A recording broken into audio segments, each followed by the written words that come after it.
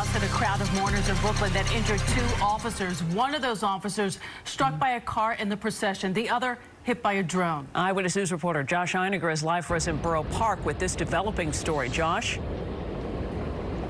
Well, Diana, Sade, there are still these barricades stacked up here on 54th Street in Borough Park, but they clearly were no match for the massive crowd here late this morning and early this afternoon. First, we'll show you a picture of the man being mourned, the Rabbi Yisroel Avrohom Portugal, such an icon in the Orthodox Jewish community from around the world, a major spiritual leader, 95 years old, who survived the Holocaust and became, frankly, something of a spiritual celebrity among the Orthodox community from around the world.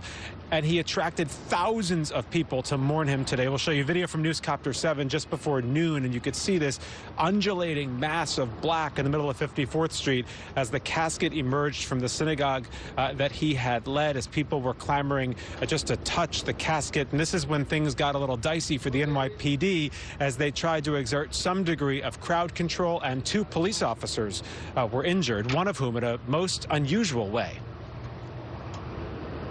There's 2 things that happened. There was a drone that came out of the sky, hit a police officer, I think minor injuries, and there was a police officer that was injured by a car in the funeral procession.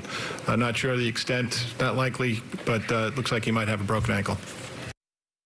And coming back to a live look, this is just the lost and found from this crowd of people who were here, people who lost items of clothing, in some cases even shoes, as they were in the middle of that crowd. As for this drone incident, there was a 36-year-old man by the name of Yahiel Rosenfeld who has now been arrested. Police say he was operating a drone illegally over this crowd when he lost control of it, and it landed in the crowd right on the head of one of those police officers. His injuries not serious, but Mr. Rosenfeld has been charged with reckless endangerment.